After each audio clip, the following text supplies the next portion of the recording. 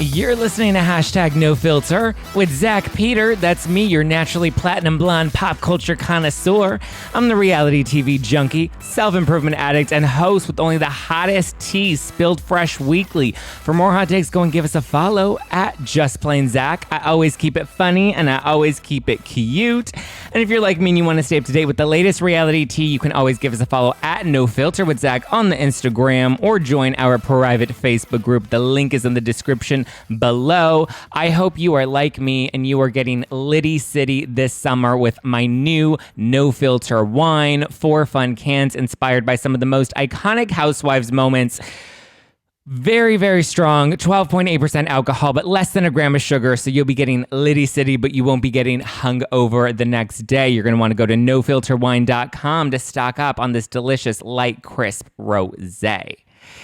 All right, today's guest, it seems to be pretty high on life, amongst other things. She's a mom, she's an entrepreneur, she's the founder and CEO of Woosah Cannabis. She's the host of the Genuinely Gigi podcast. And if you don't know who she is, then you don't deserve to be in the Bravo family, Miss Dodd.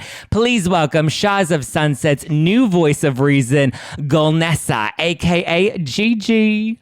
Hey, love. How are you? I'm doing well. How are you?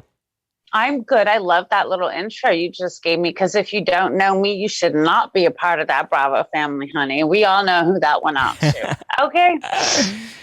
Well, actually, has there been any update on Kelly Dodd? Have you talked to her at all? Have you squashed any beef? Do you have any interest in squashing any beef with her? I have absolutely no interest in squashing anything and reigniting anything. It was a fun little, tit for tat moment. We went at it for each other. She went in a little too deep to talk me on my hearing issues and cultural bias of my name. You know what I mean? She went a little too far. And when it went to that level, I knew that I needed to just relax or else Loch Nessa, would have woke up. Are you excited for the new revamp of the cast on Real Housewives of Orange County? I am for a lot of reasons. As you can see, the color of my skin is brown.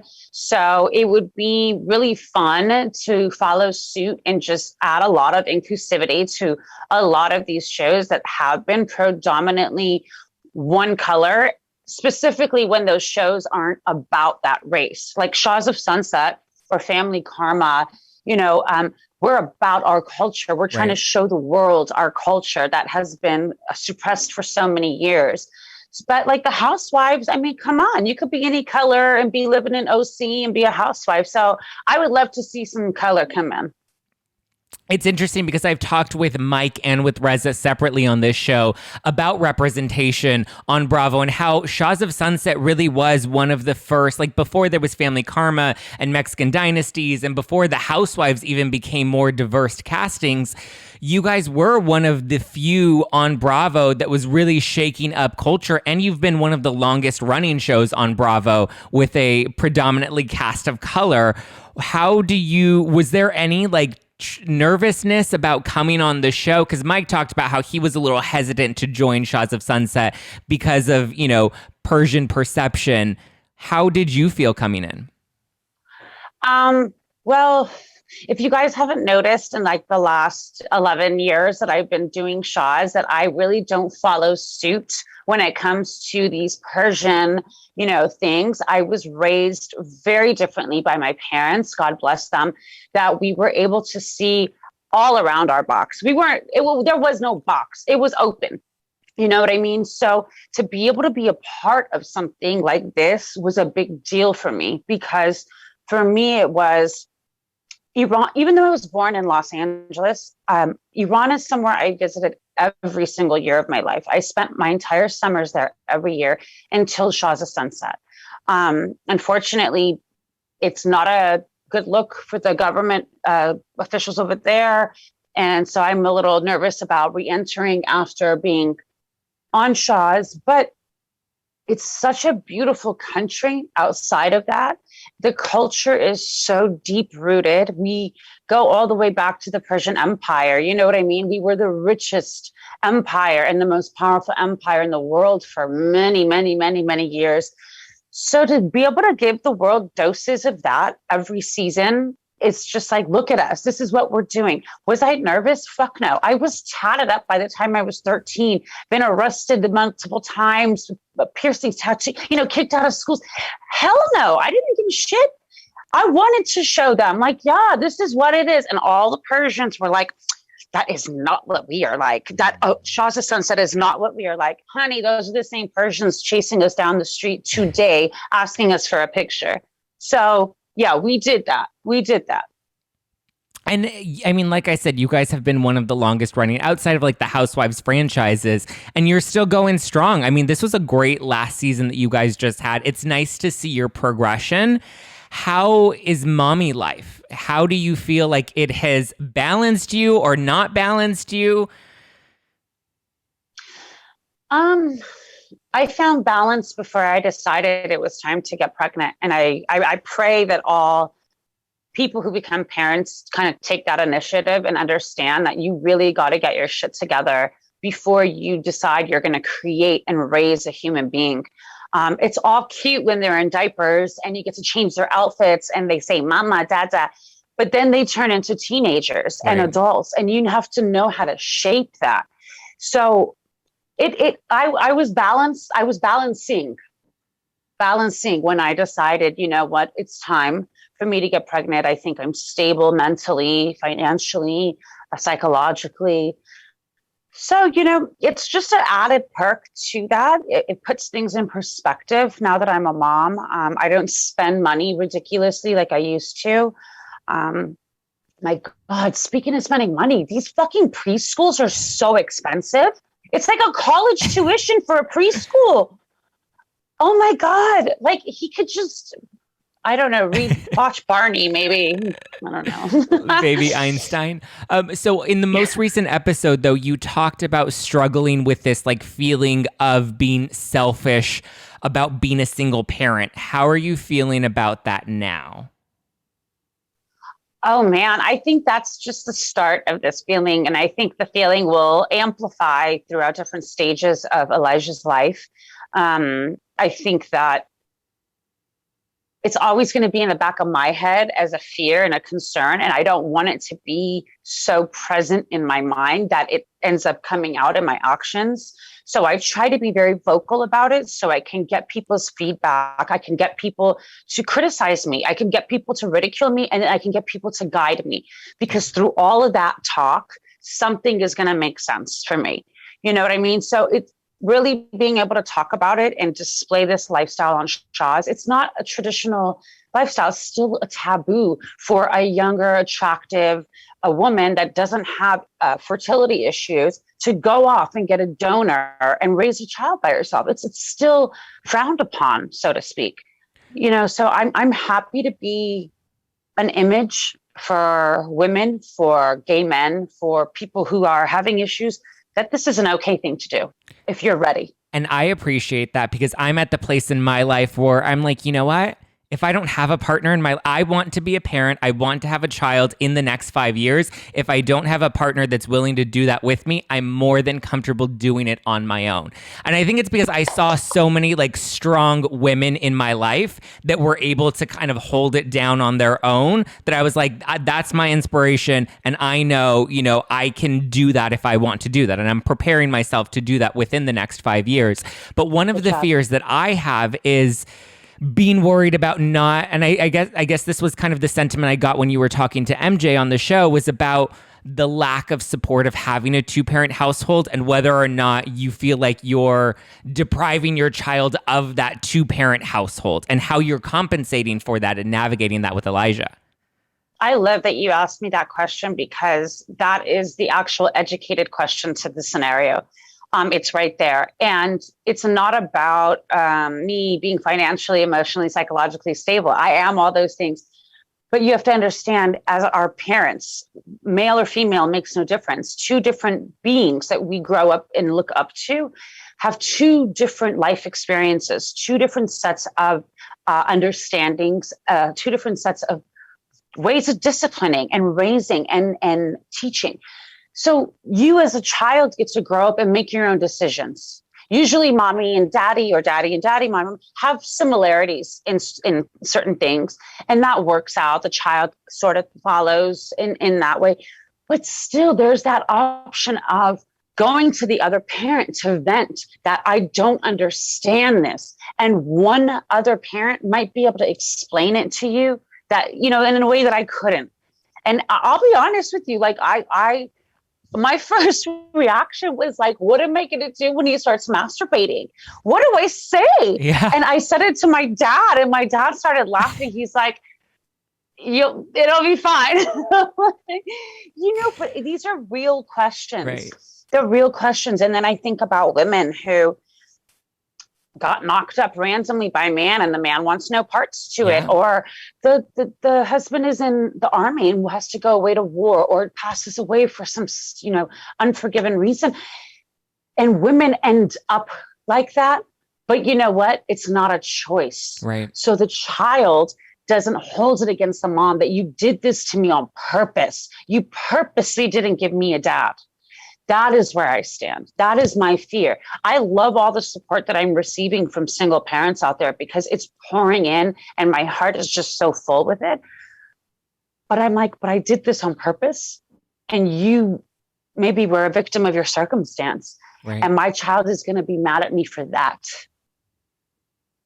And what advice do you have to somebody like me that's considering following in those footsteps, but that's a couple years behind you? I actually just on Genuinely Gigi, I interviewed Andy Cohen because Andy took, you know, a similar route, except as a man, he has to find also a surrogate. I had all these questions as well, because his son Ben is a year older than Elijah. So he's obviously experiencing and feeling feelings as well as a father. And his advice was mainly for me to sort of find people that I can talk to, people that can relate, and to trust my process in the way I'm raising him, to the point where it doesn't ever need to come down to him questioning me. He'll already know it. And that, I think, was the best advice that Andy gave me, was just, it really is all about how we raise our children. And I hate to relate it to my dog, but I have a 112-pound Rottweiler, Jaja. Okay. She's amazing. By the way, she's a teddy bear, but it's like, I don't even know why I brought up Jaja. I'm not going to bring up Jaja. We'll talk about Elijah. I'm sorry. I shouldn't even brought up Jaja. It was like weird to like relate my child to. They're both my babies, so I brought it up. I'm sorry. Mrs. Paulus wants to know if you're considering having another child, and if you plan to use the same donor. I do not plan on having another child. I do have my embryos on ice, like a drink. They're literally on ice. They're freezing right now. And it is from the donor. I just think that if I were to ever have a child again, I might go ahead and use the same donor, because I think that'll make it just a little bit less complicated on my existing child. I don't know. I don't think I'm ready to have another child, though.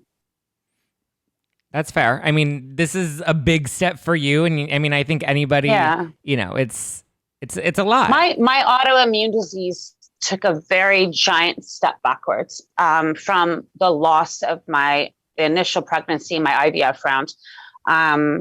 You know, I have 3 set of doctors working around the clock trying to figure out what was going on with my body. And they can only come up with that I went into some sort of extreme shock, you know, because I got pregnant, I lost it. I lost my fallopian tubes all at the same time. And then I got pregnant just a couple months later again. So, you know, being pregnant and having a belly out to here, but sitting in a chair with IV and getting your medication that way, it's not a pleasant thing. Yeah. It's really not a pleasant thing. We had to induce me get my son out early, because I had to go back on the chemo, because my body was shutting down. And if it got, you know, to my stomach and reached my son, that's, you know, so I'm blessed. I have an amazing, beautiful, extremely smart and charming, healthy son. And I'm just going to be cool. Just, you know, he and I. And that's good. And that's family enough. Yeah. I want to talk about Reza and MJ because as a mother now yourself, I want to know how you would juggle MJ's position with Reza and Tommy, and whether or not you think Tommy's being a little unreasonable with not allowing Reza back into their family unit. I think it comes down to small dick syndrome. Literally, I think that Tommy, his ego got rubbed the wrong way because the way he grew up, it was, you retaliate physically against each other. You don't go to authority. But I think that once you reach a certain age in life, you realize that you have to go to authority. You have to follow the law, do what the law is telling you to do. Reza said some nasty things to MJ while they were in the middle of a fight. Yes. But that doesn't warrant, tough guy, you show up with a bat and break into someone's house and smash shit up. So I think that when Reza and Adam got scared for their lives at this point, and they called on authority to get help, they're like, we're not fighters. We're not from the streets. We don't know how to fight back like that. So, help us, police, help us, law. That didn't sit well with Tommy. And it's just to be clear, because I have read I get all these screenshots of the stuff that Tommy tweets and how much vile stuff he says about Reza and me and Destiny. He keeps saying he did jail time over Reza. He chose jail time. He decided he was able to either do a community service or do jail time. He chose to go to jail because he said, if I do community service, that's admitting I'm guilty. So I would rather do the time. So why are you mad? Like, go clean the streets, man. Like, help the world a little bit. People do it voluntarily. You just fucked up someone's lawn, make it amends by cleaning people's lawns now. I mean, at the end of the day, he did break the law by going onto somebody else's property. Like, I mean, it's not just admitting guilt. Like, there's camera footage of you breaking the law. Like, at that point, you're guilty. So him holding that against Reza, it just makes no sense. It's like, okay, Reza followed his suit, just like you followed the suit of your streets. He followed the suit of his upbringing. Right. What does this have to do with little baby Shams? Yeah. Nothing. Fabi in our Facebook group wants to know how you feel about Tommy and MJ's marriage, and if you think that Reza or Tommy's hatred for Reza will become like a bigger factor in their marriage.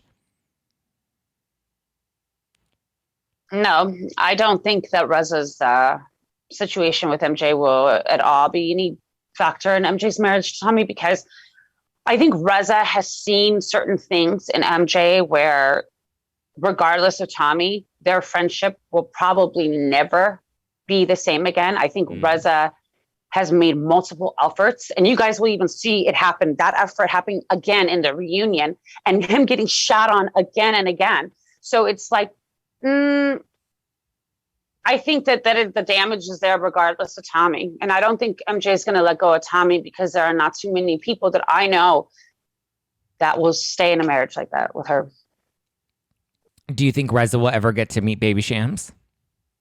I do. I do think that, and it might be wishful thinking, but part of me actually thinks that it'll happen. I think maybe Tommy will get to the point where he realizes it's about his son and not about himself. I think it's a very horrible thing when I see people using their children as some sort of collateral.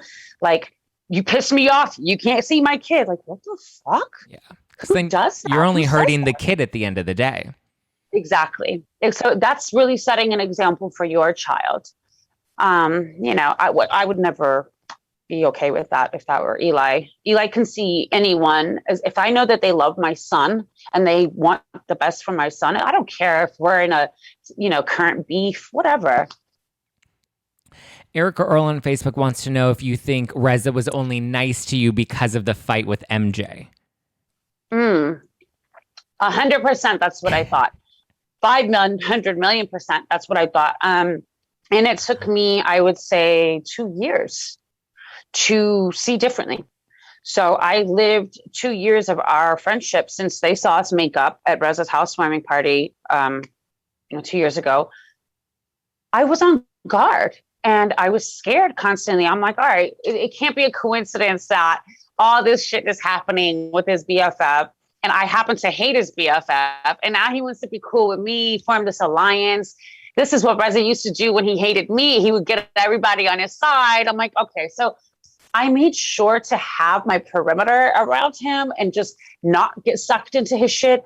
I had my own personal beef with MJ. It had nothing to do with his beef with her. You know, as you could see, they're getting along and I still have my shit with her. Right. You know what I mean? So I tried to keep those boundaries. But the more we started hanging out and the more I started practicing intentions and realizing I need to just be open and honest with Reza if I really do want this to be a friendship. And we had that talk. We had that talk actually at his house and in Calistoga. And this trip, we had that talk and I was just like, I'm scared. I want to trust you. And I just don't ever want to get hurt because I really like our friendship together. And this is fun for me. This is what I've always wanted for us. And I don't want it to hurt me because I don't know what I will do if he does turn on me. Yeah. You know? Will we see Loch Nessa come back? I think it'll be a different level of Loch Nessa because I have a very hard time letting down my guards and letting people into my circle. Reza knows that. And when we first started being friends, that was a conversation that he had with me. He said, this is what I want of you. I see you on your social media, Instagram, having so much fun with your friends. I want to be that friends with you. So I told him to get there. Like, it's been hard. Like, I want that, but so now that we are there, if he were to be like, bitch, I'm back with MJ, I don't need you, I'll be like, oh, okay, hold on, let me get my pen now. Okay.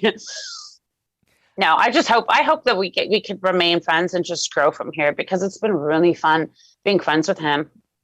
Yeah. Gigi Angelique on Instagram wants to know if you've spoken with Mike since the season wrap, since your fallout. Since the reunion? Well, I guess she was probably asking prior to the reunion, had you guys had any sort of mending to your relationship? With me and Mike? Yeah. I'm confused. Or where do you and Mike stand? In the show, the last episode, I was very much supportive of Mike. I was not getting involved with his business with Paulina. Destiny was the one that was getting into it with Mike. I thought that everybody needs to just mind their own fucking business.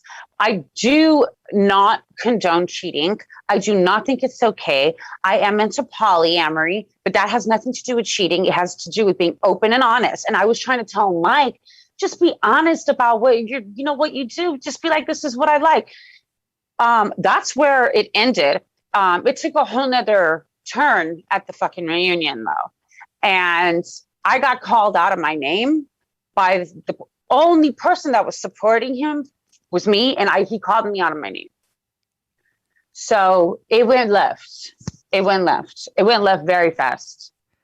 Very fast. Yeah. Like I said, it takes a lot for me to let down my guards. So when I do, and then you betray me, that's it. You're dead. That switch has been turned off. So, well, about Mike, how do you feel about his relationship with Paulina? Because when he was on my show a few weeks ago, he alluded to the fact that he still believes that a lot of the messages that came in were fake messages and that they were fabricated. He hinted that maybe Reza was the one that was creating these messages to catch him in a cheating scandal. Do you think that there's any truth that the messages may have been fabricated, or do you think he may have actually been cheating on Paulina this whole time? The cheating part is 100%. Were those messages real or fake? Honest to God, at this point, I don't know. And I don't even fucking care anymore. It's like so nauseating hearing about it, only because who cares if they were fake? Guess what? Your girl is catching you with all the real ones too. He keeps focusing on the one story that he can potentially prove is not true. Okay. He can say those are not real. Let's stop talking about those. I think that's what everyone needs to focus on is let's not talk about those anymore. Let's talk about these other 10 times that your girlfriend is talking about. Because every time Paulina had a little conversation with Destiny, she was unloading some new cheating scandals. So this had nothing to do with the spoof texts. Why isn't anyone talking about those? Who cares? Let's just, for argument's sake, let's say they're fake. Great. What about the other times, Mike? What about the wife that you cheated on and you got a divorce from? What about the chick in Miami that wrote a tell-all book, her one night with the Shaw, that you swing your dingling all around? What about those chicks? Okay, I don't give a fuck about any spoof text, sweetheart. Sorry. What did you think of Paulina calling Destiny in the finale and basically telling her not only were they on a break, but that, she was having major issues within their relationship, her and Mike? I'll be very honest with you. And people are not going to want me to say this, but I'm going to be very honest with you. Hashtag no filter. There it is. We got those text messages like it was a couple weeks right before we began filming the season. For me, I do not believe in two things. I do not believe in coincidences and I don't believe in accidents. Okay. There is no coincidence that some chick that was I cool with her? Yeah, but cool in passing. Cool as when I see you with Mike. I'm cool with you. We kiki when you're with, your man. That was as far as it goes. So for you to send me text after text after text, like one of my best girlfriends would, and be like, I'm done with him so we could start talking shit and I could, turn into an FBI with you. I'm not your friend. Why are you? So from right there, I said, it's fake. It's fake. Until this day, I will tell you, it's fake. I think she has created the whole thing. I think she wants TV time and she's loving it. She has got her entire body completely fixed up for TV, claims she's never seen the Shaws, but is there for every TV moment, wears a beach outfit, look, a monokini to watch what happens live and the reunion, just to say my man doesn't control me. See, I wouldn't dress like this if my man controlled me. Nobody cared. Like, what? Well, you know what I mean? So Paulina could go fuck herself properly. I mean, apparently Mike seems to be doing so, and but he's not fucking her properly because she's still acting out of control. Somebody needs to fuck her properly, and I think it's the Betty Ford Clinic. Okay, AA is a thing. It is a thing. And I know they want to plan the whole IVF process and have another baby and stuff, but you can't do that if you're claiming you don't remember anything because you're always drunk. I've been there. I was that alcoholic. I was the pill popper. I did 100 lines of cocaine. But guess what? I quit that ages before I decided to go have a baby. So let's just get it all the way together. I'm not a mother of two and drinking alcohol everywhere, looking like a goddamn slut. So you don't think that Mike is controlling in their relationship? You think that she's leveraging the relationship for the exposure that she's getting through the show? Yes and no. I think he's a controlling person. Yes, I think that he knows he can control her because she wants to be on the show, so that he has that over her. And I think that she will shut up and follow suit for the fact that she enjoys this. She's loving this. So that control mechanism, yes, I think he has it over her. But other than that, I think she pulls a lot of strings her damn self. Yes. Interesting. So to pivot a little bit, now that you're a mom and we see a lot of the relationships, like we've watched you guys all grow from being like fun single party people. Now we see everyone starting to get married. Do you see yourself possibly, I mean, you said that you're into the whole polyamorous thing, but do you see yourself settling down and getting married now that, your life seems to be a little more grounded with your son? No. Marriage is an institution that was not designed for people like me. Like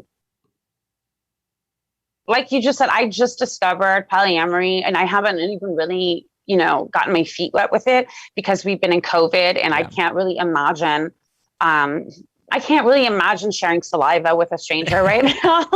You know what I mean? So this is just something that I've been really researching a lot about. I want to learn about it before I just think it's something I know. I'm really talking to a lot of people.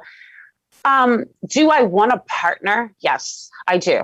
I really would love a partner. And I think people don't understand what that means because I also say I like poly, but I would love a partner. I would love someone who understands me and can ride with me and be confident enough, to just be me as well. Like I want a man who can also have another girlfriend, so he doesn't need me all the time because I'm that type of person that I don't want to have someone around all the time.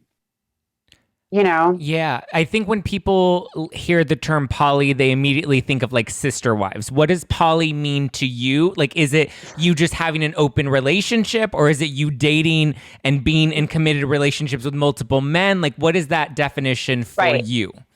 That part right there. It is polyamory is actually 10 times harder than a single monogamous relationship because you really are being faithful to, it sounds so crazy to say, to multiple partners, but you actually have an agreement. So, sister wives, polygamy shit, that's one man, he's fucking a bunch of chicks. Okay. Right. That's a completely different thing. This is a mutual understanding of partners, and you sort of create your own terms. I don't want to be with someone who has 6 partners, and I don't want to have 6 partners. So for me, it would more so be maybe I would have, 2 partners. And I wouldn't mind being with a man who has also another partner, be faithful to each other. If I ever felt like I needed to step out on him, I would never go and cheat. I would first say, this is what I'm feeling, because I'm such a confident person that it doesn't affect me to tell someone I have feelings of desire for this person. Is that cool with you or not? Because if it's not, then, I'm going to have to either control my feelings of desire or we're going to have to break up. Right. I'm confident enough to say that. So I don't know. I would love a guy who's just cool with all of that. So would you like 2 guys, or would you be open to a guy and a girl, or would you? No. I've never had I think women are phenomenally beautiful, and I will stare at a woman's body like it's nobody's business. But I have never gone that route with a woman. It's just never been a thing for me. I'm strictly dickly. So it would definitely be with 2 guys. That's my favorite scenario is 2 guys. Trust me. Okay, bitch. I love a good threesome. On a good night. I've never had a threesome before either. Oh my God, it's the best. As long as you're, the one in the middle and you have everybody all over you, it's thebomb.com. So you like to get dominated? I mean, I like somebody that can put me in my place, I feel like in like regular life, like in work, I'm more of an alpha, like right. More of the boss, that like in the bedroom, I want somebody that can be like, okay, I'm the boss now. Let me, maybe not full Christian Grey, but let me Christian Grey up the situation. Right. It's usually like that. I feel like most people who have that striking force in person are usually like that. Like they're more like reserved in the bedroom, like, and they need it. Yeah, I'm a starfish, dude. I'm like, it is a privilege to be in bed with me. Give me all the workings. CP in our Facebook group wants to know if you'd ever date Nima because he's obviously in love with you. I would not date Nima. I would date Nima. He's Nima's not my hot. type. He's my type. See, to each their own. I've always been into chunkier men, heavier set. I like a very rugged looking man. I like it look like he hasn't shaved in a couple days. You like more of like a Tommy. He needs to take a shower. Yeah, like who? A Tommy. No. I did not say uncouth. I said a little, I was thinking more like Tom Hardy. Oh, yes. That Ooh, Tommy. Yes. I think you meant that Tommy. Yes, I think I meant that Tommy too. That's the Tommy you meant. We'll retract it. Yeah. So no Nima. But Nima's really interested in Destiny too. Do you think that'll ever happen? I question his interest in me and in Destiny. It's just, this is not Beverly Hills 90210, the original, where you just decide to date between the group, or oh, today she's hot, today she's hot. I mean, well, come on, man. Like, your whole type was this little girl next door, white American Jennifer Aniston looking chick. You know what I mean? And all of a sudden, it's the strongest Middle Eastern chicks. Like, come on. I feel you. Just Andy for you on Instagram wants to know if you think Asa would ever come back to the show, and do you guys have a relationship? I never had a relationship with Asa. I never really liked her too much. she was nice to me here and there, but that was also conditional. She was just not my cup of tea. She's not. No, I would not. And I think she's done some people shady in the group. So the people who were cool with her, I think they wouldn't even be cool with her anymore. So yeah, I don't know. And she doesn't bathe, and I know that that's like a fashionable thing these days because of Ashton Kutcher, Mila Kunis, but she Jake like Gyllenhaal. Really doesn't bathe. Like it's a thing where I was like, how did we go from 2020 people doing like tutorials on TikTok on how to wash your hands for 20 seconds to now 2021 everyone's just stopped showering? Because people stopped having to leave the house. So where were they going to go? Who did they need to smell good for? They just had to smell each other. And if you both stink in the house, you can't smell it. Listen, Gigi, I shower for me. I get ready every single day. My grandma taught me, she's like, even if you don't leave the house and you're going to be a slob kebab on the couch and watch TV, you still look nice. You brush your hair, you do your teeth. She's like, you put on a little bit of makeup and you make sure you're dressed up and ready to go. Yes. She's like, yes, if there's ever an earthquake or a fire and you need to run out, you need to make sure you look hot for the firemen. That's my mentality to it. Oh my God. Because you know what? I have little dark circles, not little. I got dark circles, bitch. Okay. So I can't run out of the house looking all jocked up from like neck to toe. Right. When my face, I need, at least if the face looks good, it doesn't matter what I'm wearing. True that. Right. Bolton Big Boy wants to know, how high are you really while filming Shahs? Let me light my joint when I ask that question. Where did I put my lighter? I don't even know where my lighter. Here it is. Okay, here's an interesting answer. Tell me. Spill that tea. All right. All right. So when you smoke as much weed as I do, you pass a certain point of ever being able to get high. You don't get high anymore. For me, it is a medicine. So it's more for functionality for me. It helps my pain go away. It helps. It's like, it's my Prozac. It's my pain. It's everything for me. It keeps my mind calm. So I am always smoking weed. Am I high? No. So it's hard to answer that. You know what I mean? I'm not high. I can function better than normal. I think it's interesting that even like people around me know it, that I haven't smoked weed in a minute, and they'll be like, you need to go smoke weed or something because you're getting like slowing down a little bit, you know? So always. It keeps you functional. How's the cannabis business going? And how do you feel about Mike joining the CBD game? I think it's fantastic for Mike to attempt to join the CBD world. I will have everyone reminded, including Mike himself, I am a 100% owner of WUSA. I created it from zero in an industry that wasn't really aware of cannabis yet. I was started out with that. Now every celebrity, everybody's next door neighbor is running a CBD company. So I branched off CBD. WUSA has two branches, WUSA Lit and WUSA Fix. WUSA CBD side was WUSA Fix, and WUSA Lit is my THC side.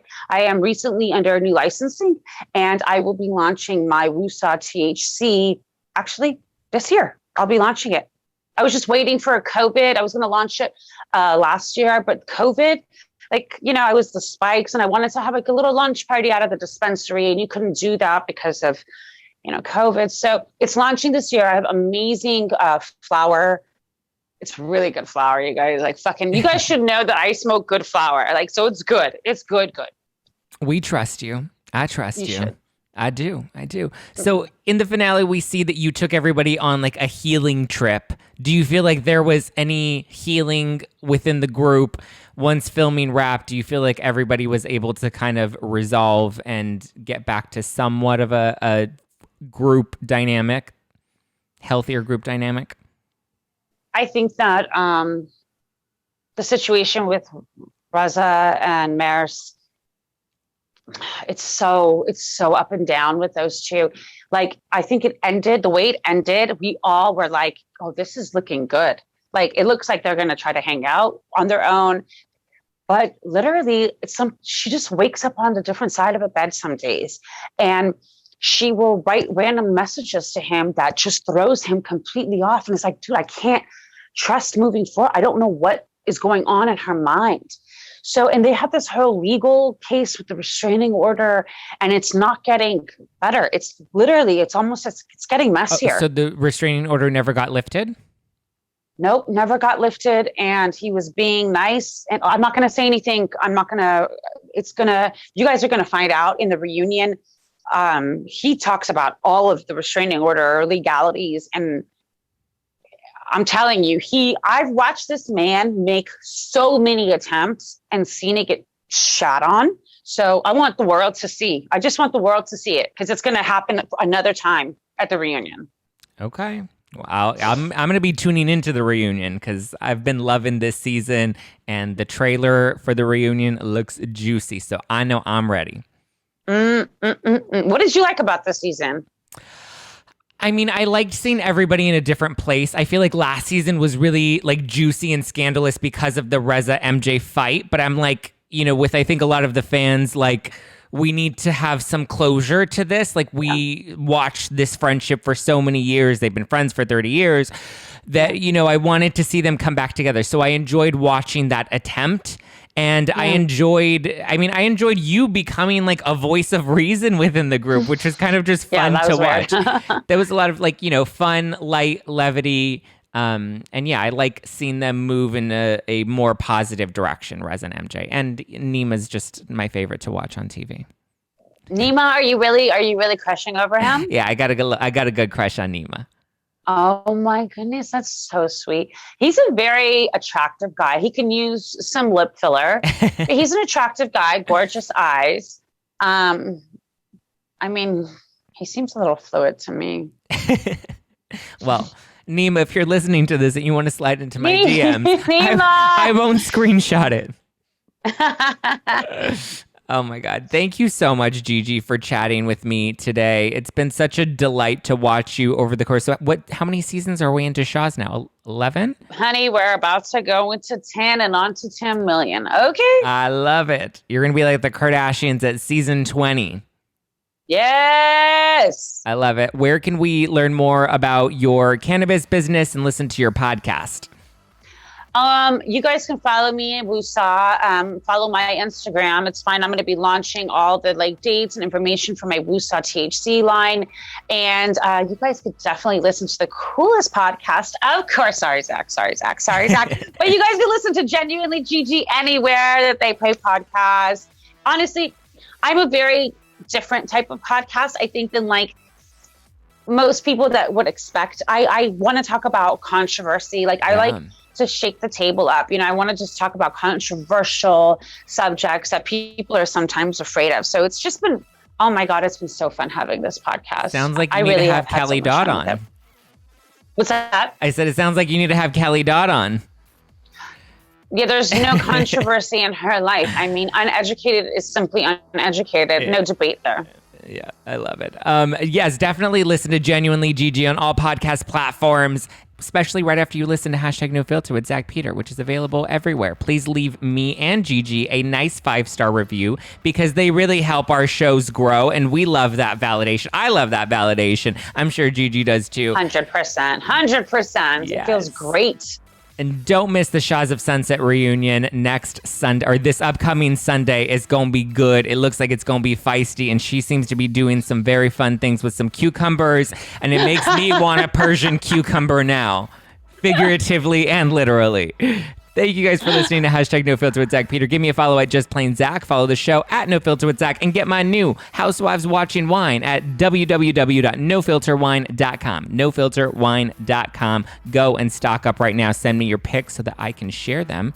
And get ready. There's going to be a lot more tea to be spilled. I got Dorinda Medley on the show next week, and I don't know if she's going to make it nice, but she's got a lot of tea to spill about those Real Housewives of New York moments or rumors that I'm going to be grilling her on, so get ready. All right, guys, I will talk to you next week. Bye.